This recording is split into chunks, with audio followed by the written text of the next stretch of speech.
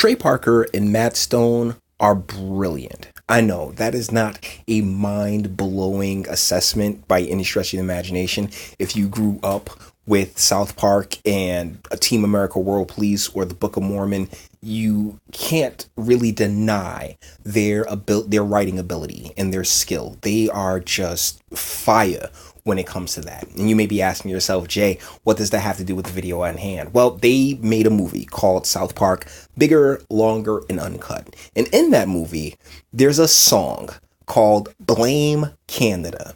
And I'll be damned if here we are. I can't remember when the movie came out. I think well over a decade ago. But a lot of the issues that we are seeing, particularly when it comes to education and the whole gender debate, a lot of it is trickling down from our neighbors to the north.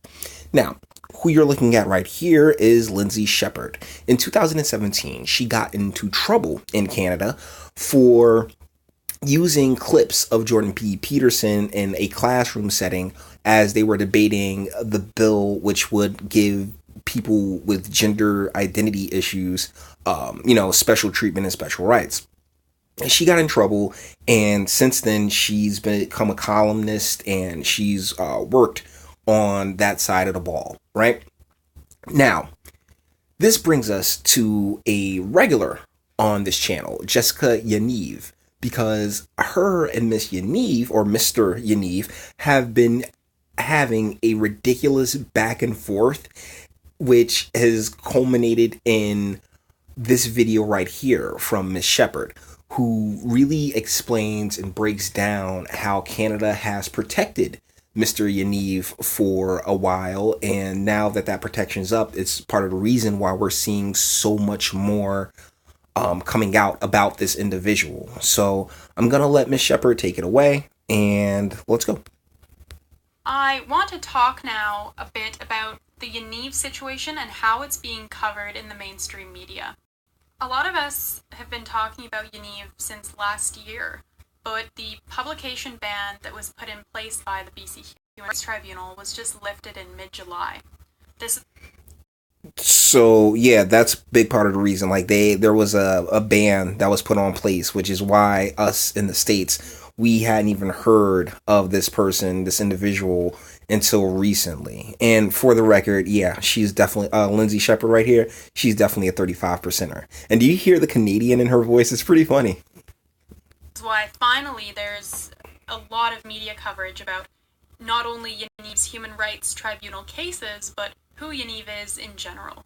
Now, there are a couple of... Those human rights cases, yeah, that's the Brazilian wax. The Brazilian wax of the twig and berries that Yaniv has been pressing for. I think the last I heard, he tried this at like 18 different shops. A few were willing to do the twig and berry waxing, but this is really just a means in which for this person to earn money. That's it. Things about the media coverage that I want to point out. Firstly, when the Canadian media covered my Twitter ban, and if you're not familiar with why I was banned in the first place, I will link my video about that below in the description. But what I found really telling... Banned for calling her a dude. That's it. For calling this guy a guy, she was banned for it. And the reason I keep messing around with the pronouns is because she keeps messing around with the pronouns. No. Over here, Jessica Yaniv is a man. We don't play those games. That they would print that I called Yaniv an ugly fat man. They would have no problem repeating that. But they would not say that Yaniv said I have a loose vagina and he has a tight pussy. Gross. Ew. I'm not even about to pull up Yaniv's photo, but yikes. Alright? Oh my god. And of course we know that I was suspended for what I said, but Yaniv was not suspended or punished in any way for what he said. So, I find it interesting that my remarks were, people had no problem repeating them and saying what they are, but with Yaniv's remarks, they were so vulgar that no one even wanted to repeat them. No one even wanted to publish what they... It's not just that they're vulgar. I mean, he's sitting there talking about his type.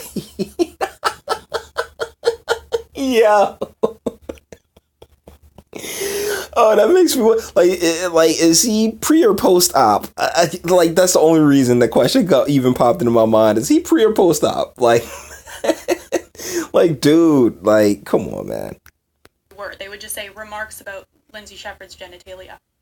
At the time of my Twitter ban, I was invited on a radio show. I don't really want to say which one, but I was asked not to say Jessica Yaniv's name. I was asked not even to use the initials JY. But I was directed to refer to Yaniv as this individual. And this was after the publication ban was lifted, so we were allowed to say Jessica Yaniv's name, or even just JY, but this radio show did not even want me saying JY. And that's a big part of the reason why I wanted to do this video, is because she really exemplifies how the media is trying to frame the entire argument around this guy and his manufactured victim status. So it's a huge part of the why this video exists. The Canadian media went out of their way to brush this underneath the rug, and that is harmful. And honestly, we do things like this in the United States all the time. I just don't think to this grand of a scale. So. And this is because they told me they don't want to get sued, right? Because everyone is so afraid that Yaniv, who's extremely litigious, is going to haul them into the Human Rights Tribunal or sue them. And so, is this a reason why a lot of people aren't covering this story? Is because they're so afraid of getting sued? Nah, we poor over here, so we don't really care. Deal is that this is a dude that really should be checked hard as hell, and is also really wasting a lot of valuable court time with these type of frivolous lawsuits. These courts could be doing anything else, but because this individual takes it upon themselves to identify as the opposite sex, and they see all of this money that they can get, because a main thing is if you sue somebody, I want to say probably like 6 times out of 10, they'll be willing to settle for less than it would cost for the lawyer's fees and everything else like that. And it's not just Jessica Yaniv that does this. There are tons of people, particularly here in the United States, that make a living off of this. And it's not just a gender or transgendered thing. There are people who drive around different municipalities and see, hey, do they have handicap access? And if they don't, they'll sue the municipality.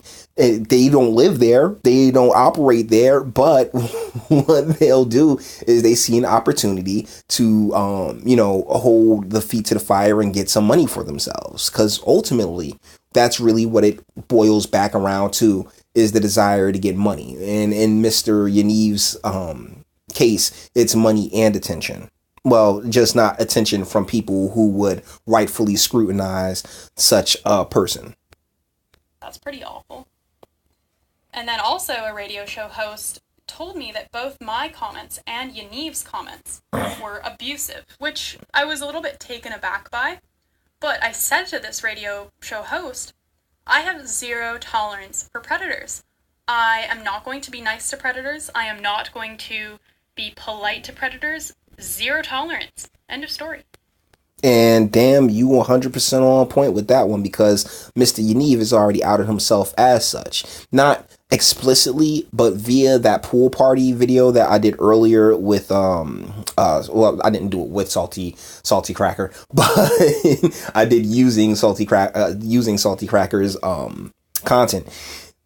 He's outed himself as someone who has a predilection for the younger amongst us. So yeah, I do not blame you at all. And she really is cute, isn't she? The final media aspect that I want to focus on is a podcast called Canada Land. Now, I'm not sure how influential Canada Land actually is. It seemed to pull a lot of Patreon money. But they're known as a leftist media source, and I found their coverage of the Jessica Yaniv situation, frankly, very appalling. This imaginary trans boogeyman now seems to exist, at least to the extreme conservative media around the world, who have been putting this person on their airwaves and writing copiously about this person. This person lives in British Columbia. Her name is Jessica Yaniv. Have you been reading about Jessica Yaniv? I know more about this now than I would ever have wanted to. You made me read up on this, Jesse. I'm sorry, because it's a silly and absurd and gross and kind of unpleasant story. Silly and absurd? That is so extremely dismissive of the women who were actually hauled into the Human Rights Tribunal by Jessica Yaniv. There was one. So here's the deal. I don't think that he meant it in the way that she's absorbing it right now, because it is silly and absurd. Like, everything involving Jessica Yaniv is silly and absurd. Not the victims, not the people that are dealing with this individual, that are forced to deal with this individual. No. These people, really, they should all be at home relaxing or with the kids or doing anything else other than having to deal with this individual. But when it comes down to the push for all this gender nonsense, and we've had this conversation on the channel before, gender is bunk. It is pseudoscience designed to subvert the biological science, which is our reality, and create generations of self-proclaimed victims. That's the purpose gender serves. Gender is really nothing more than a means in which to create and spread chaos. So it is silly and it is absurd. I just can't help but feel like she took that the wrong way. One woman who was a respondent to one of Yaniv's complaints, who was so stressed by the complaint filed against her that she was, her mental and physical health, her marriage, her family was impacted. And there was another woman who was a respondent who was pregnant while she was testifying. And keep in mind, this takes up the time, the energy, the mental energy of these women. Okay, seeing how I'm drawing a bit of a parallel here, what do you think forced entry claims do to men? You know, it really isn't much different, and I gotta say, those happen on a way larger scale than someone in Mr. Yaniv's situation. Just point that out right quick. And the fact that they're immigrants actually matters here, because imagine you move to another country and, where you might be less familiar with the judicial and legal processes and systems, and you find out someone has filed an official governmental complaint against you. You'd probably be wondering, how severe are the consequences if you're found to have done something wrong? And remember, the women here did nothing wrong. No, they didn't, but I mean, as an American, I really don't think I'll find myself in another country, and I can read English pretty well. I'm just saying, if you stay home, not to knock immigrants, just saying, hey, like, you guys moved to Canada, you should have known what you were getting yourselves into. And it is definitely not silly or absurd to be having a conversation about the role of human rights tribunals in this country, if they are being abused, how gender self-identification works, if gender self-identification is impacting women and girls, and in what ways, etc. But it is. I mean, we do the videos on the Connecticut track and field. That one girl that's suing Connecticut right now because she's getting screwed. Like, the whole gender thing is nothing but chaos. And it should be rightfully admonished and brushed aside. But you have so many people who have brought into it. And so many people who, their livelihoods depend on this bunk ideology being taken seriously, that they will refuse to let it go. These are not silly and absurd conversations. These are important conversations. Those transphobic comments were aimed at Jessica Yaniv. Lindsay Shepherd, misgendered Jessica Yaniv and called her a fat, ugly man, and was kicked off of Twitter, which I have no problem with. But it is... Okay, so I gotta let's clear this up right quick. Yeah, that he is a dick. Okay, this guy is a complete soy boy. All right, make no mistake. But the silly angle is the fact that Jessica Yaniv is taken seriously by any stretching imagination. But this guy turning around and being like, oh, well, all this gender transphobia and all this other nonsense. He's just another one of those who's brought into this ideology and really needs to be really needs to be, I guess, re-educated or whatever, or just like, you know, not paid attention to, because I don't believe in re-educating people, but I do believe that we don't have to take everybody seriously, and people who press this type of mentality are not to be taken seriously. Relevant that Jessica Yaniv, through vulgar, disgusting, misogynistic comments at Lindsay Shepherd, like very specifically misogynistic comments mentioning, you know, Lindsay Shepherd's genitalia and picking up on like a medical issue that Lindsay Shepherd had in her pregnancy.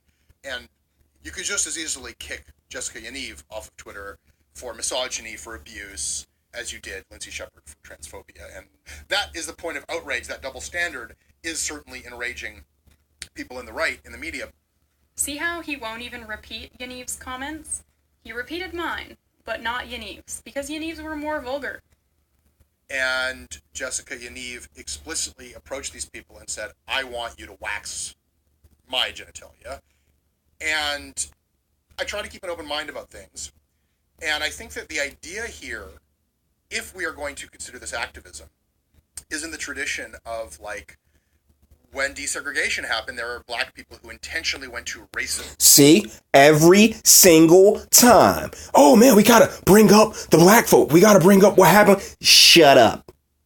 Dead it. It's not the same thing. It's not even close. And every time, when black people went through this, or when the Jews after the Holocaust, and all, look, if your argument cannot stand on its own 2 feet, it does not deserve to stand.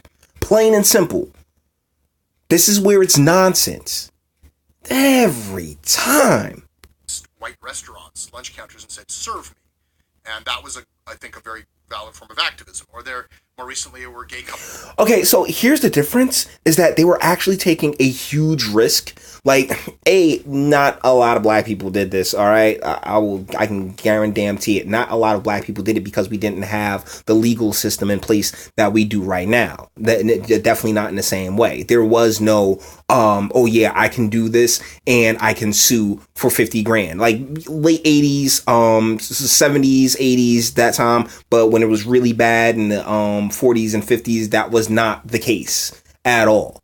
Most black people would just avoid those types of areas because you wouldn't sit there and get $50,000. You catch an ass whooping and a lynching more than likely. Stop it. Who went to bakers who were known to be homophobic bakeries and say, make us a cake. And the idea is you do not have the right to deny me service. And here's Jessica Yaniv ostensibly taking that idea to its logical extreme and saying, No. You also can't demand somebody perform labor for you. That's why the cake analogy doesn't work, because in particular, the one that I'm thinking about from Colorado, they were asking this guy to put something very specific on the cake. They were being very antagonistic and asking the guy to put something specific on the cake that he refused to because of his religious beliefs, and that's why he's getting caught up in all this litigation. But it's not the same thing. I'm a woman because I say I am, and you're gonna wax my genitalia even though it is male genitalia, and that is what is outraging the extreme right media. It's less interesting to me to interrogate the actions of Jessica Yaniv for the reasons that you're getting at, right? It's unclear that she speaks for anyone else. It's unclear that she's part of any other activist group. There's been a lot of reporting in the sort of Canadian right-wing media. Lindsay Shepherd had her own article about Jessica Yaniv in the Post-Millennial yesterday. What's instantly apparent from these clips is how obsessed they are with right-wing media, as if the fact that it's mainly right-wing media that has picked up on this story somehow delegitimizes the importance of this story. I think we just need to stop seeing the term right-wing as a smear, because it's not a smear. The last thing I'll say is something that I find really unfair here is that it seems like Jessica Yaniv does not have a job or an occupation, because they spend all day reporting stuff on Twitter, searching themselves on the internet, and filing complaints against people, whether that's formally or informally. And this is his job, not their job. This is his job, is to go and start crap. That's it. He goes looking for people to victimize, and when he don't get his way, then he want to take them to court and get real litigious. So I think that's more than enough for this video. Blame Canada, man. We sit here in the United States and we got all these drag queen story hours and all this other gender funny business, and a lot of it is originating from our neighbors to the north. And so yeah, shame on Canada. Like, blame Canada, shame on Canada. But with that being said, we're going to bring all this to an end. If you liked it, toss it a like. Go ahead. Or dislike it. I'm fine with that too. Sub if you enjoy my fantastic voice and you want to catch videos like this every single day. Share, because sharing is caring. And YouTube's definitely not going to do it. And speak. Let me know, what do you think in the comments. Do you believe that, we should continue to give these people the type of... I don't want to say freedom, but the attention that they're so desperately seeking? Or do we need reforms in our courts to really knock out and dismiss frivolous lawsuits based on the fact that most people, like most larger corporations, would settle as opposed to take it to court and find themselves innocent, which would more than likely be a far more expensive journey for them. So it makes sense from a business angle to settle, but from a societal angle, it's done nothing but empower people to look for any little thing that they can use and destroy others with it. I'd love to know where you stand in the comments, and until the next one.